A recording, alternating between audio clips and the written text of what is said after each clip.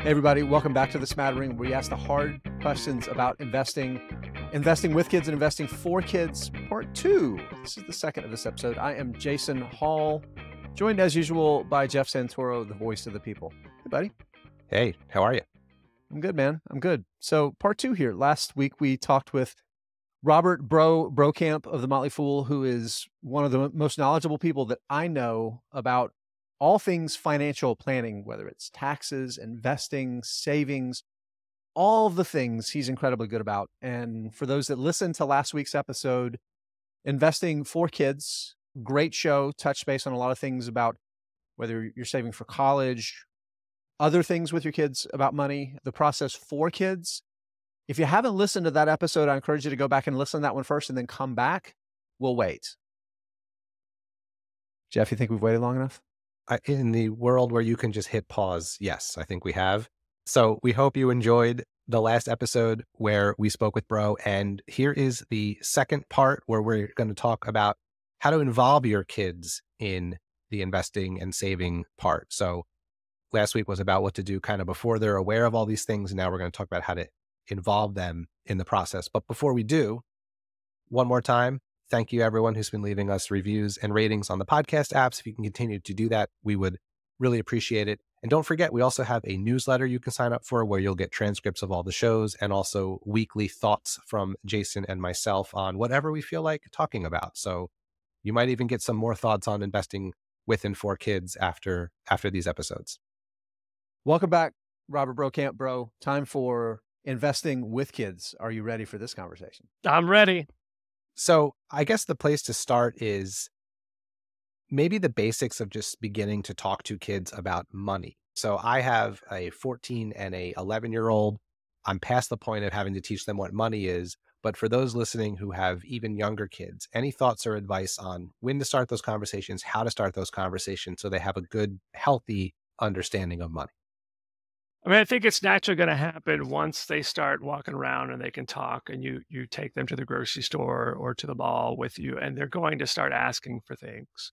And that to me is usually the normal entry. What is asking? My son went straight from learning how to speak to demanding. There you go. Exactly. So, I mean, that's the opportunity to say, we don't get to have everything because we only have a certain amount of money and we choose other priorities.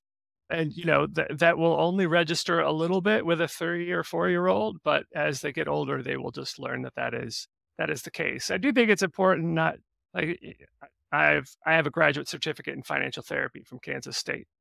And some people go too much the other way. Like, you don't want to create financial anxiety in your kids so that they feel like, we must not have any money and we're going to be homeless at any point.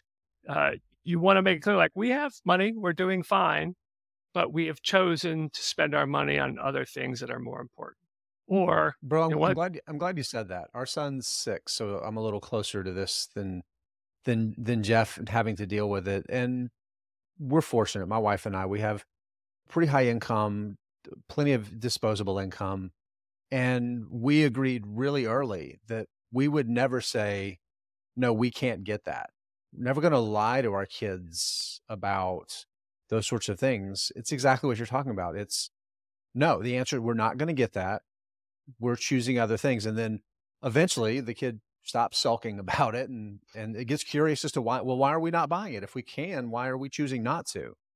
And then the conversation starts to get a little bit more fun, actually. Yeah. Talk about, saving up to get, instead of getting that cheap $2 thing that you were really excited about right then, save up your money, and then you can get that $20 thing you're going to have fun with for 10 minutes before you forget about it. So, I really appreciate that. Yeah. And then I think it's important to let them then buy that $20 thing, because you could go overboard and saying like, well, you just save. And then a kid doesn't learn that, there's a benefit to saving and there is a reward. So I think there's that balance there between teaching kids, like, you can't have everything, but you should reward yourself eventually. Yeah, one of my 2 sons, I won't say which one in case one of them listens to this podcast, is a little bit more of a spender than the other.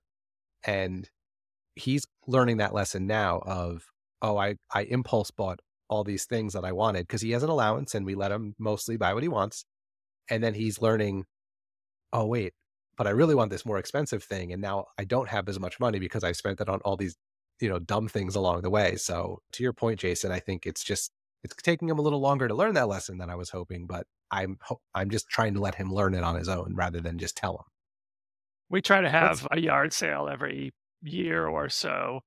And, that means the kids go through their closets in the basement and the garage and they find stuff that they one point thought they would really love.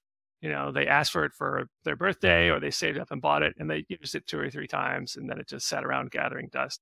And I, being the horrible dad that I am, use that opportunity to point out to them that, you actually didn't get a whole lot of enjoyment for this. So the next time you want to spend some money on something you think you really want, make sure you really want it. Because now we're selling this thing that you paid $30 for 50 cents at a yard sale.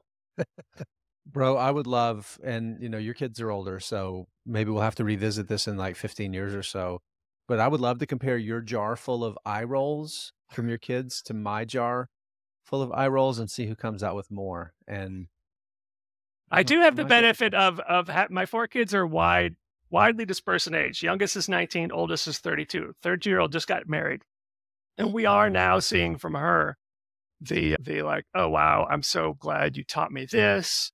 I'm so glad you told me not to get into credit card debt. I'm so glad you told me not to buy a house until I'm absolutely positively ready, because she's seen, many of her friends go into credit card debt or overpay for a house that they now can't afford. So I'm starting to get some of those, I don't know, what do you call them? Reverse eye rolls, the unrollings? I don't know, something like that. But of course, your youngest is absolutely wanting to throttle your oldest now because you have been given permission to turn it up to 11. Yes, absolutely. Yeah. Yeah. Yeah, the youngest is going, don't encourage him. Don't encourage him. Stop. But let's talk a little bit about the basics. So how do you think about it when kind of, again, thinking about money broadly with all of the different things that you can do, spend it, save it, invest it. How do you think about having those conversations with kids? The first place I've always started is really before all that, which is making it. I think one thing that we don't talk enough about in the financial planning world, even for adults, is your human capital, Earning right? Your ability to earn money. And the first thing is like, how are you going to earn that money? And then, okay, you got the money and you have choices, right? You could save it, you could spend it, you can invest it. What's going to provide lasting value with that money? And we talk an awful lot about, buying something that goes up in value, ideally, like a stock, ideally, not always, versus something you buy and immediately loses value.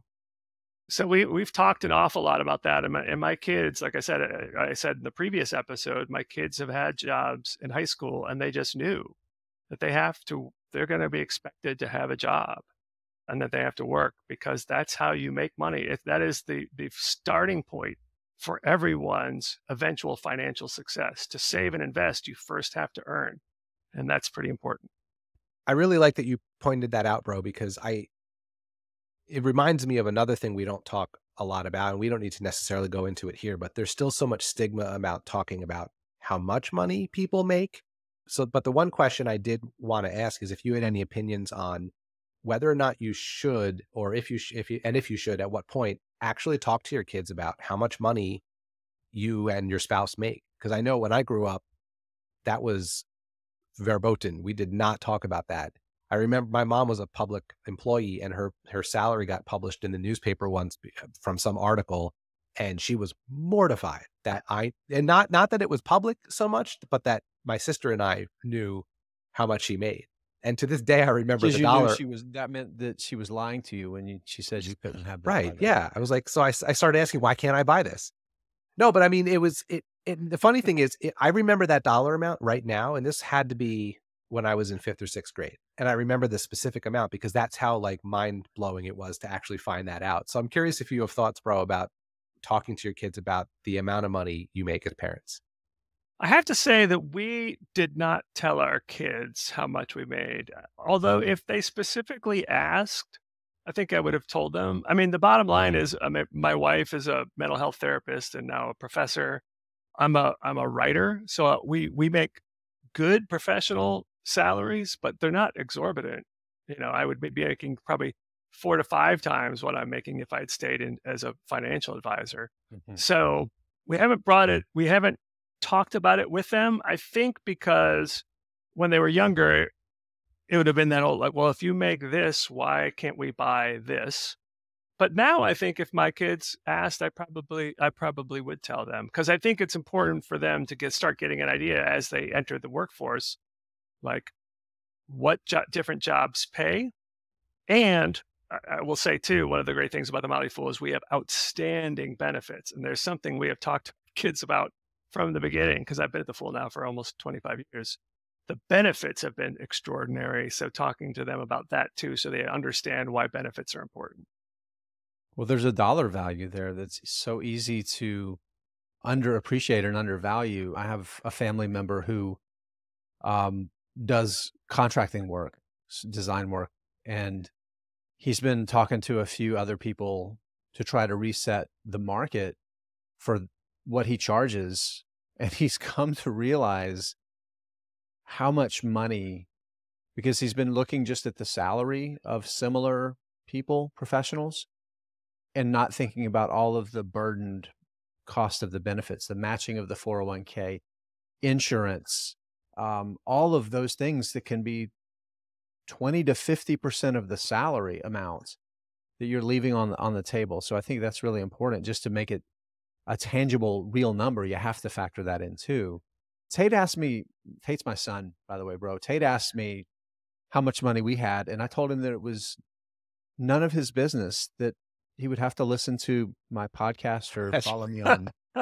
Right. You just sent him a podcast link.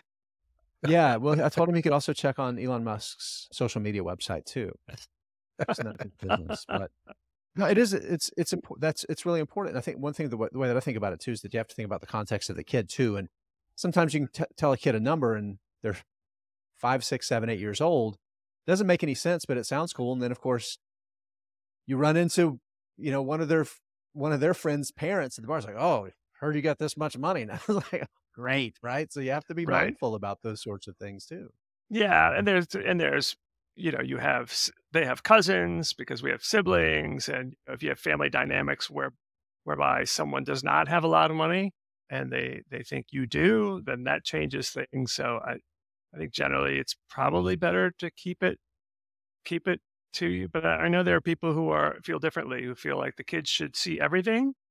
They should see the budget. They should see the checking account, and I'm not going to argue with it. I think that's also probably could be very valuable. Mm-hmm. Yeah, and it's probably at the end of the day, if you're going to go one extreme or the other, going to the extreme of transparency is probably far more healthy than the other extreme. Yeah, totally agree. Totally agree. Yeah, I keep thinking that I'll know when the right time is to have that conversation. Like I feel like at some point my kids will be older, maybe when they're in college and getting ready to go into the workforce, and it comes up in a conversation, I'll just feel like, this seems like the okay time to tell them. I just don't want to have as much of a stigma around it as existed when I was a kid. Like that's my only goal, is to just be a little bit less uptight about it. So, Yeah. But I just was curious what you guys thought. So I guess the next thing logically to talk about then, bro, is like, so once kids are old enough to understand the concept of money and just all the things we talked about, saving, spending, giving to charity, investing, whatever we decide to do with it, any thoughts or tips on how to get kids to understand the actual aspect of investing, and maybe even how to get them interested in it? Because I'm struggling with the latter in my own household. Well, I would say I'm sure you've already done this. You just make it a regular part of the family conversation, right? The one thing I have said to my kids from the beginning is, when you own a stock, you are a legitimate part owner of the company. So when we go into Starbucks or when we go into Home Depot, I'll say like, "Oh, well, we're going in because we partially own this company because we own stock in Starbucks and Home Depot." And so you start with that. And sometimes I think it's funny. Sometimes they roll their eyes, but it starts with this idea that that's how you build wealth, by being a part owner of a company. And I will say that my wife and I opened brokerage accounts for our kids before they were interested in stocks, but we did it anyhow, partially because we wanted them to, at some point when they were interested, to look at the account and say, "Holy cow, you paid this much for that stock or that index fund and it's now worth this." That's So which amazing. of your kids did you open the account for in October of 2007 and show it to them in March of 2009? So, wow, that's a good question. Did we have accounts then? I don't think we did. But so that's an interesting point, right? So that's part of Yeah. the value. So here's what Yeah. my wife and I have: cash in the account, so they understand cash is important. We have index funds, so large caps, small caps, international, because I'm a big believer in having index funds as a foundation portfolio. And then we chose some stocks based on their interests. Because I'm an employee of the Motley Fool, I have access to our services. So I would look at one of our services, like Stock Advisor, and see what were on the best buys. As they got older, they got to choose, have some input in what they wanted. But we started before they were even interested. And it's only really now that they're old enough to look at that and like, dang, wow, that's what happens when you leave an investment alone for 5, 7, 10 years. And it kind of creates a little bit more of an interest in it. I opened brokerage accounts for both of my kids and started buying some stocks at the best time in 2021. So I'm gonna be a long while before I point out the power of compounding to them, because right now Right. I think the lesson is on the other side. Right. And that's what Um, I think that's a lesson too, right? And that's why we have some cash in there as well. hmm, And the emphasis on that this is not something you spend today, tomorrow, not even next year. This is something for when you want to buy your first house or buy your first car. And what we often say at the Motley Fool is, if you're right with an investment 60% of the time, you're doing well. There's unquestionably, especially once you move into the world of individual stocks, you are going to buy some companies that are going to go down and are never going to get back to what you paid for them. I was looking the other day at like what were the top stocks in 2000, like right at the dot-com crash. And if I'm remembering correctly, Cisco and Intuit are still below the prices they were back then. Yeah. GE is another one. Oh my gosh, Still yes. down. And yeah. And talk about a stock that people would have said back in 99 and 2000, like, this is a widows and orphans stock. This is a diversified, solid company, been part of the Right. Dow since the late 1800s. GE is a safe company. But that's not what happened. And that's an important lesson too. Yeah, it really is. One of the things that you talked about there that I think is so awesome, that I think is maybe the most important skill, and to a certain extent, it's a skill that you can develop and you can help your kids develop there. Because I mean, we're stock jockeys. We talk about it on the podcast all the time.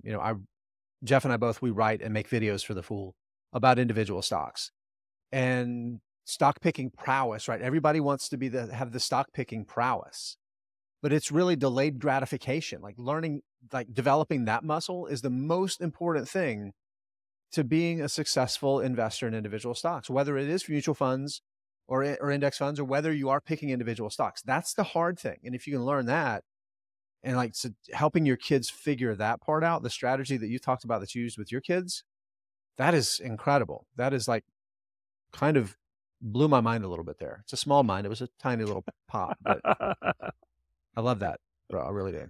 yeah, I agree. I found a little bit of success with my older son, just explaining to him, because I bought some stocks in his brokerage account, and I continue to do that every month. I just do exactly what I do with my own investing and pick some stocks I think are good. And that's just me contributing for him. But the money that I matched, that I took from his account, from his job in his Roth, I just put in an ETF.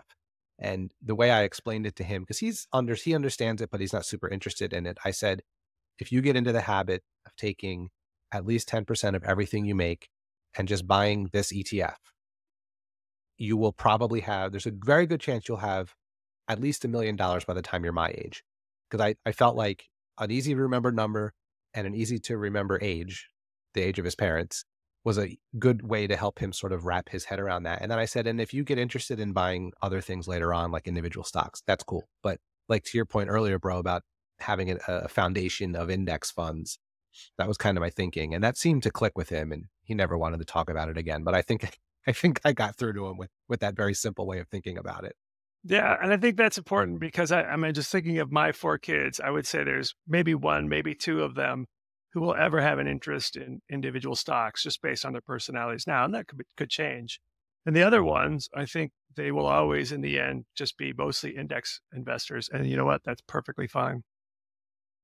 Yeah, most people should be. The Yep. vast majority of people should be index investors. Yep. And I it totally could agree. change over time. I mean, I bought my first stock when I was 40. So I was an investor since I got my first job, but I bought my first stock when I was 40. So Yeah. people change. Yeah. That's true. That's true. So I guess one thing we should talk about are when it comes to investing and investing with your kids and getting them involved in all those things. Are there any pitfalls? Anything you've seen that you've had to go through with your kids or you've seen other people struggle with when it comes to investing with your kids? Anything we should watch out for? Well, it's related to what we talk about, and I have heard it from other people. I haven't seen it with my own kids, and that is when you invest and put it in stocks and the stocks go down and they feel like basically they got burned, right? Especially if the money came from work they did or an allowance. So where they felt like it was real ownership of their money, and I put some sweat and tears into this money, and you had me buy this $100 stock, and it is now trading for $25. Why in the world would I do this? So that's why I think it's important to have the diversification part of it.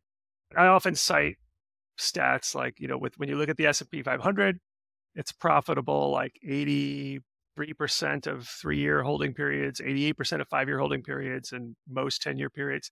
So you can feel confident that it'll eventually be profitable, especially if you're reinvesting dividends and buying on the dips and stuff like that. That's why I like the investing in index funds, because you can't say that with an individual stock. With an individual stock, it can go down, and you really can't say whether it will recover or not. So that's why I think it's important to have the other thing. I haven't had the position at this point, too, where my kids have asked to sell any of their stocks. And I think that they're at an age now where I think I'd be okay with that. But if, they were teenagers, younger teenagers, and they would have wanted to sell the stock, I think that would have been a tough call for me and my wife. Because on the one hand, I really do believe that the kids should be able to enjoy the money they have, and they shouldn't always being delay. On the other hand, you also want them to see the power of compounding. So I think probably as parents, probably have a good discussion about that beforehand. Like, what are the rules around, if you're going to let your kids invest in the stock market, what are the rules about when they can sell that stock, and what are valid expenses for that?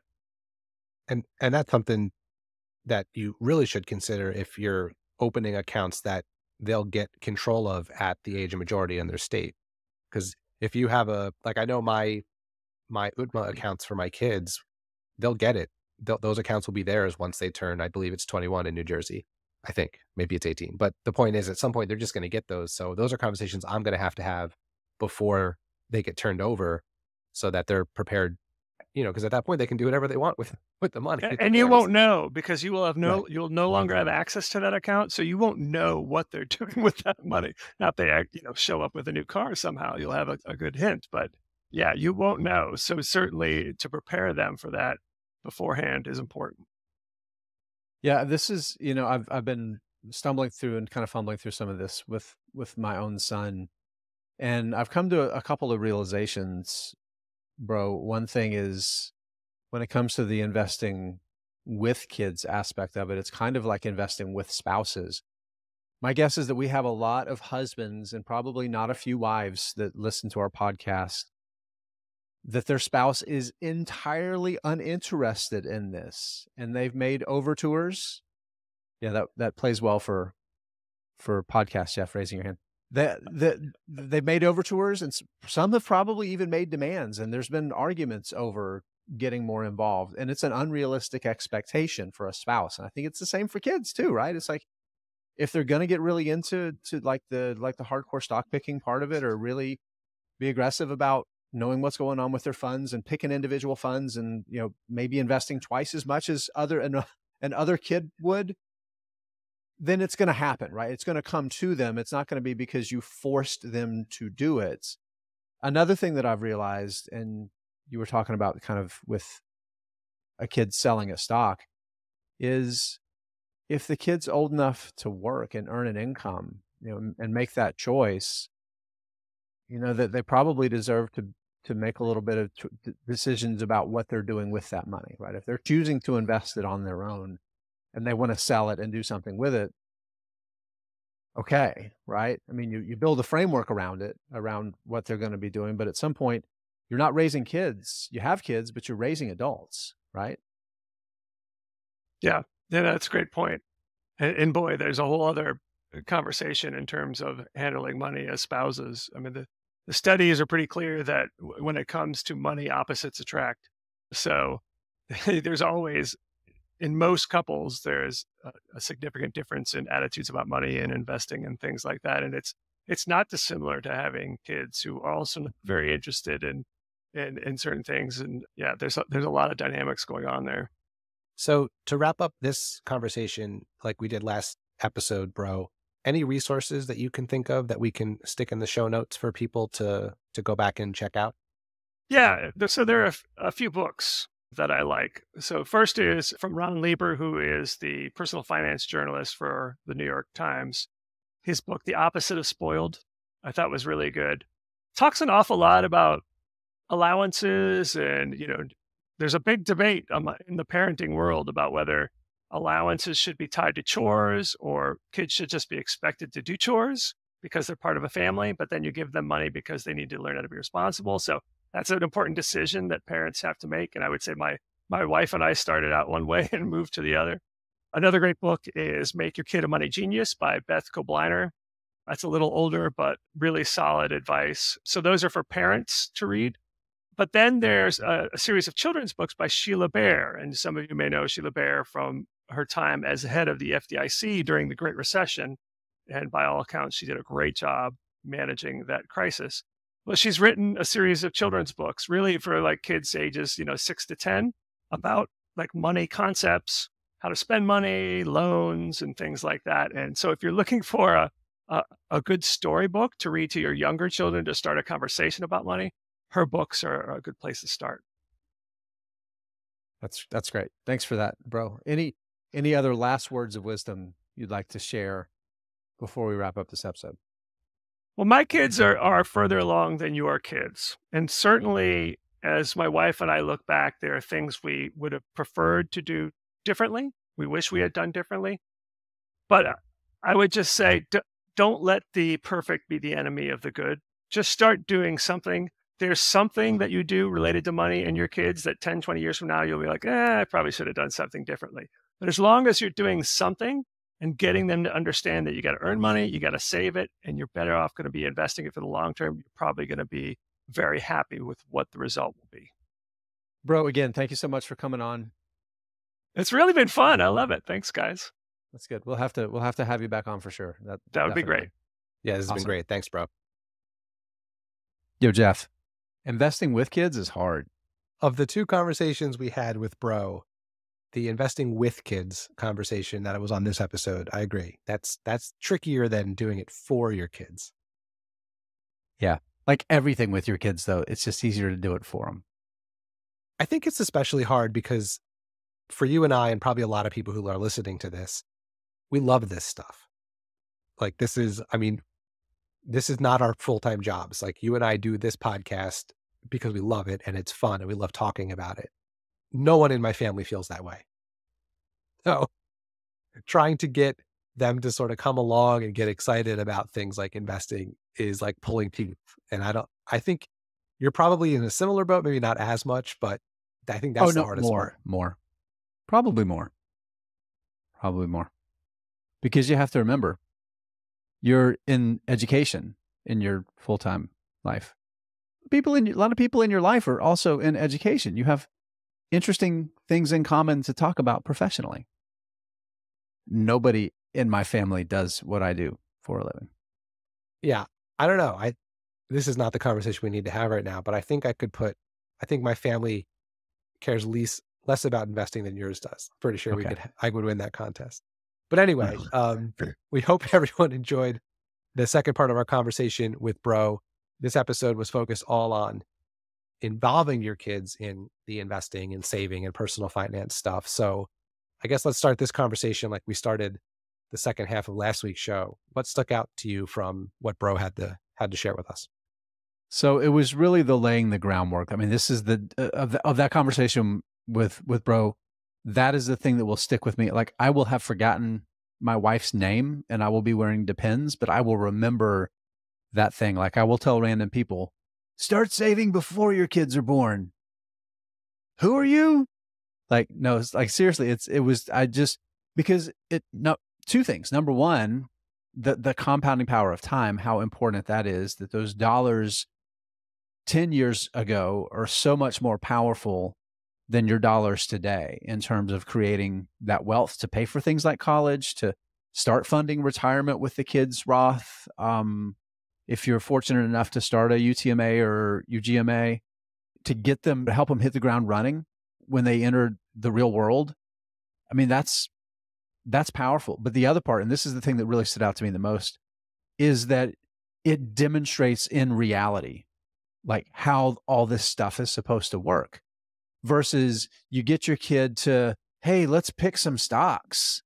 And they pick some stocks, and then there's a bear market and they're 30% down in 6 months. And your kid's like, that's stupid. I never want to do that. If you actually have a few years of results to show them, and you're like, yeah, I put a few $100 in here when you were 2, and now it's $1,000 and you're 11 or whatever, right? It's just, that's powerful. And that's going to stick with me.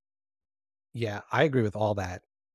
I think the thing that resonates with me with the idea of just starting is, and this is something that I know this is going to sound really stupid, but I'm going to say it anyway. When I was like a new teacher and I had my first job and my colleagues were telling me I should set up a 403B. That's the 401k for the teachers. 401k for teachers. And I did it. And I understood that I was investing money for my future.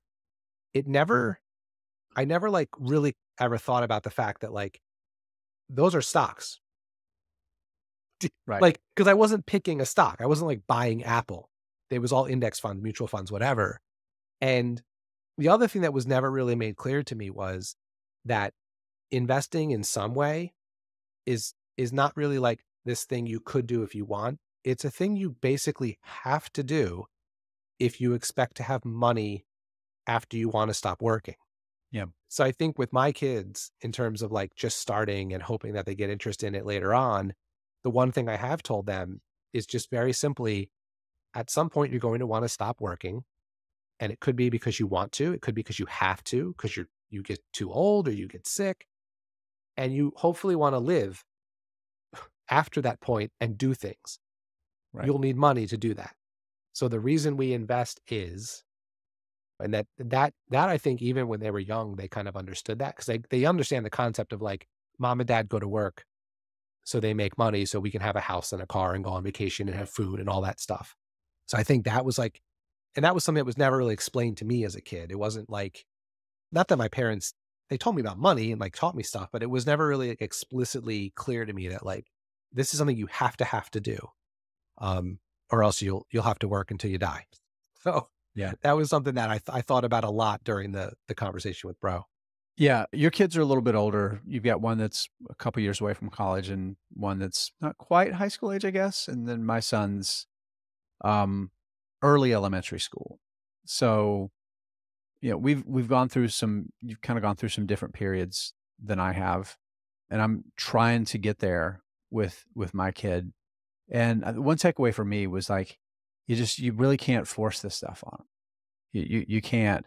And getting back to the conversation we've had before, is I'm guessing a rounding error from everybody listening to this podcast, except for like, there's one couple that you're sitting there together and you're both listening at the same time and you just looked at each other and you smiled. I know you did.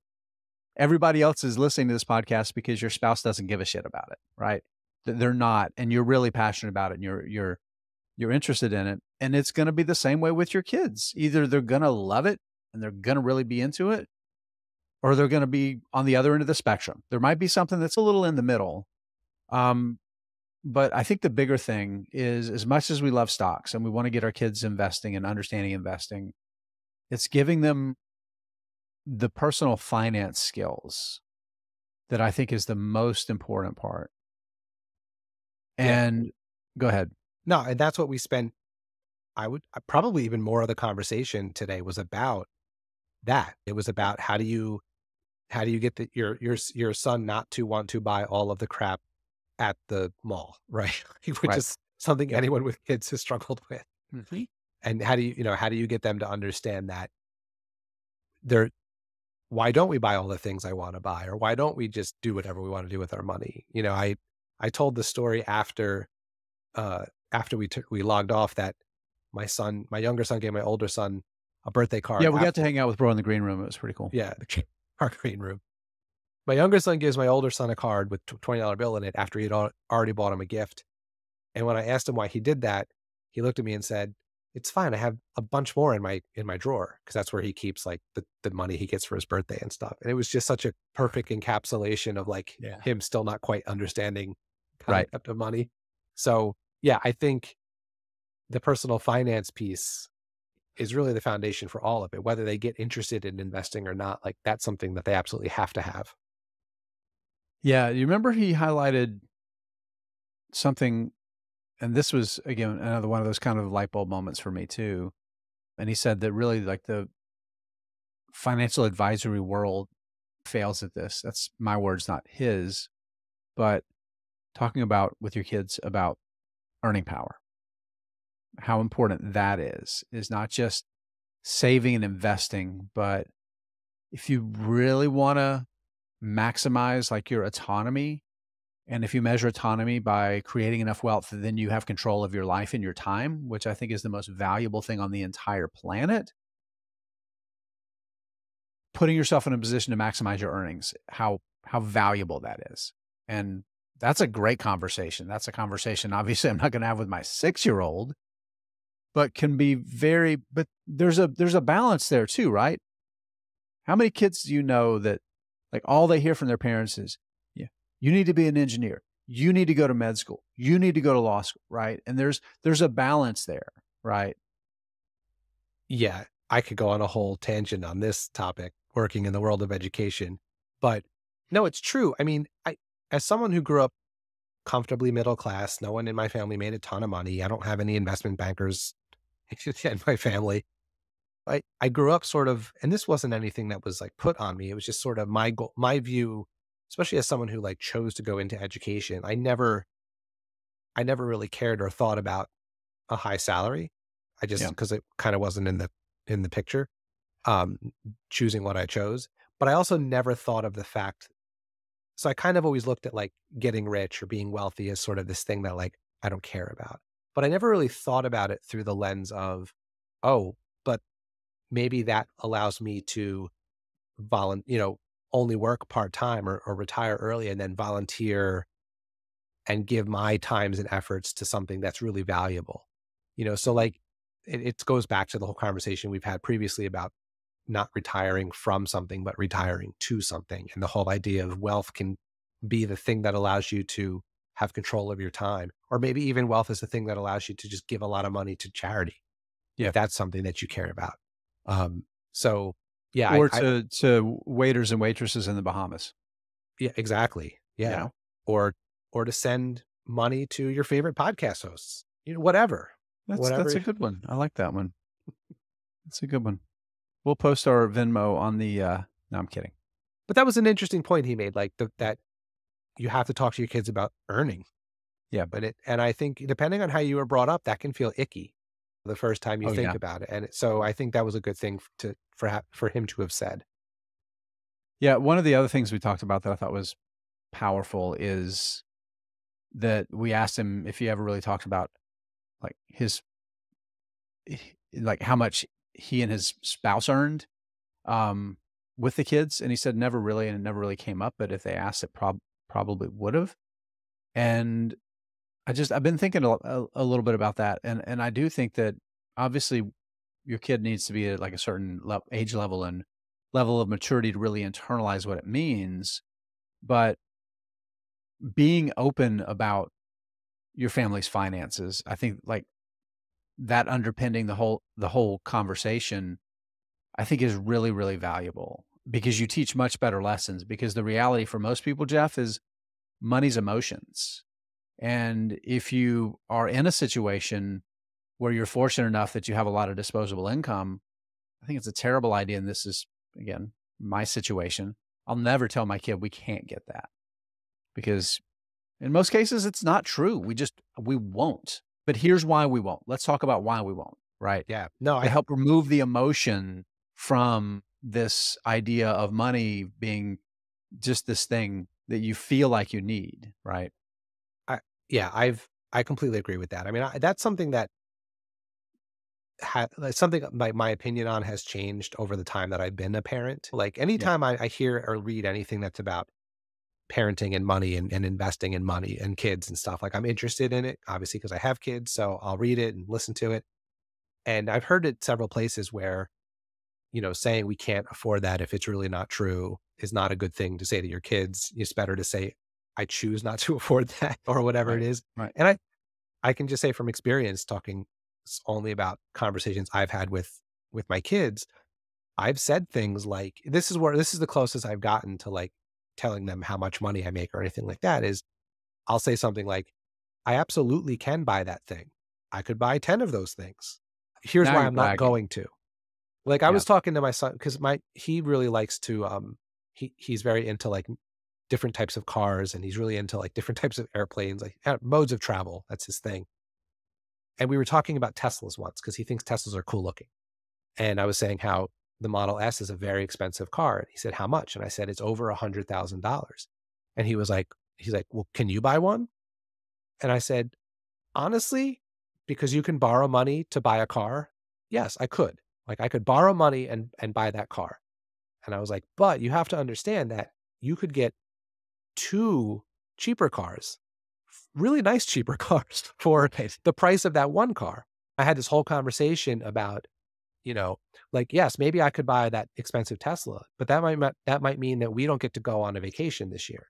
Or that might mean that you get less Christmas presents.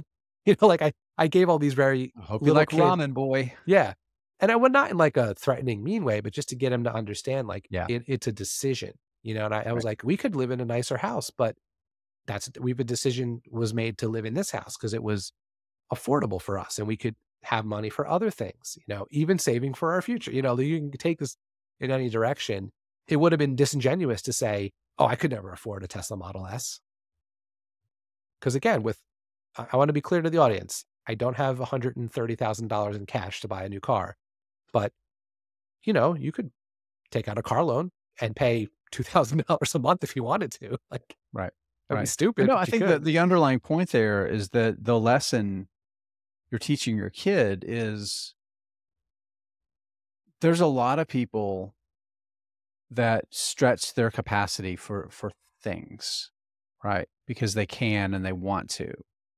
And having some impulse control and planting those seeds for delayed gratification, I think it really matters at a young age. I think it's far more important than helping your kid understand that they could actually be an owner of the company that makes the iPhone. Yeah, that's cool too. But at the end of the day, if you teach your kid the skills to retain more of their income, right?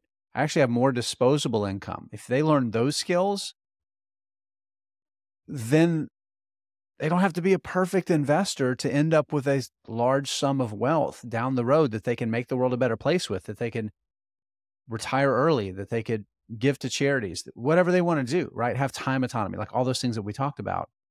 I think it's just far more valuable. Yeah. So we started. Go ahead, Jeff. Now, the only thing I was going to say was the other thing that I've talked to my kids about is I try not to stigmatize spending money on anything. Yeah. Like I do when I'm talking about myself, like I'll make snarky comments about how I would never buy X or Y, but like I do try to get across that, like, just to go back to like the Tesla example again, if the thing you think most about in life is to one day own a Tesla Model S and you want to do that and you can figure out a way to make it happen and still like get by in life and you're cool with like eating ramen noodles for the next 3 years because you want that car, that's a decision you're going to make as an adult, like, Yeah. but because I know people who like spend money on things that I think are wasteful, but I watch how thrifty they are in other aspects of their life. Right. Like Right. maybe they drive a 25-year-old beater of a car, but they have a beach house.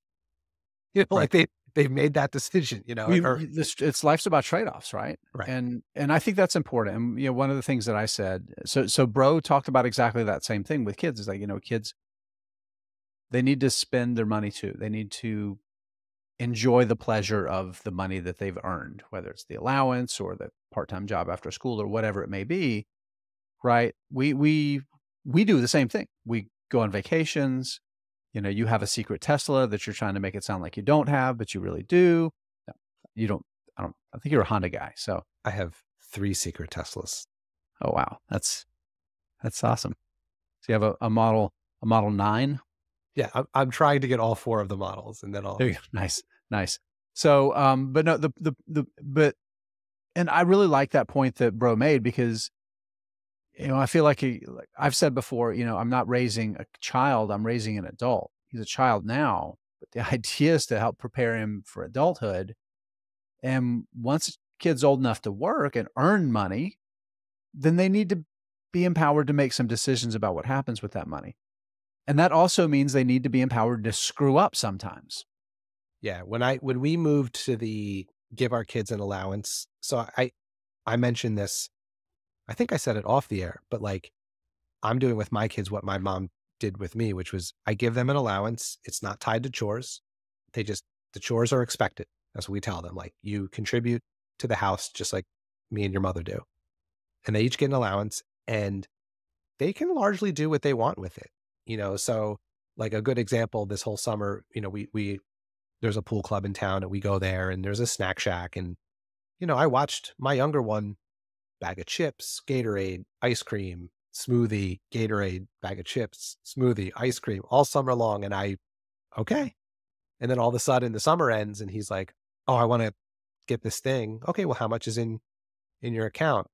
And he looks at it and he's sad, you know, and I'm like, hey, you made those choices. And this is the time to make you know, he's Right. messing Yeah, around when the with stakes are dozens much of lower. dollars. Yeah, when the stakes are much lower. Yeah. No, that's awesome. So, my son's young, he's 6. But we've opened one of those apps for kids spending, and he's definitely on the young side for it, but he has a small allowance. And I think what's going to happen with us is it's going to probably evolve over time to something closer to what you guys are doing. But at this point, just to kind of hammer the message home, he gets his little allowance and it automatically every week goes onto his account. And the expectation is there's certain things that he's responsible for doing. He empties his lunchbox when he gets home. He puts his shoes away. He puts his coat away, right? He walks the dog a couple times, like little stuff like that. That's the thing. And then over time, as he gets older and like his ability to like actually make decisions about making sure he's got enough money left over to buy shoes for school is there, then we'll probably transition over to what you're doing. But I think the key thing is that kids, I found with my son, because his mom's really, really, really smart, unlike me, they tend to understand things maybe a little better, a little sooner than maybe we give them credit for. Yeah. It's been really fascinating to watch. My 2 kids are very different with money too, but it's been fun to watch my younger one sort of navigate this because he's interested in this one thing and he sets up a little savings goal in his app for that. 3 months later, I see him move all the money to this other goal because he has the different thing he wants to buy. I try to advise him. I try to tell him what I think is the right thing, but ultimately I let him make that decision. And I can say that because I don't think he's going to listen. I kind of want him to run out of money. Yeah. I want him to literally get to 0 and then want something. Right. Guess I can be like, well, next Saturday you get a little more allowance. You know, like I just want him to, and he's getting he's getting better. Like as he's better now than he was a year ago, and he's figuring it out. And it's just very funny because my older son is he's a saver. He's got a Ziploc bag of Amazon gift cards he's been collecting he just never buys. He doesn't buy anything. You know, he's just the opposite. It's so funny to watch how the 2 of them are different. Yeah. Yeah. But the key, and one thing you're doing, and this is going to be hard for me, Jeff. So seeing your example is going to be really helpful, is to not have control, right? To let the kids have autonomy, to make good decisions and to make bad decisions, because that's what's going to pay off once they're adults. Did we do it? We did it. We said words about things. You know who else said words about things, Jeff? The man, Robert Brokamp, said words about things.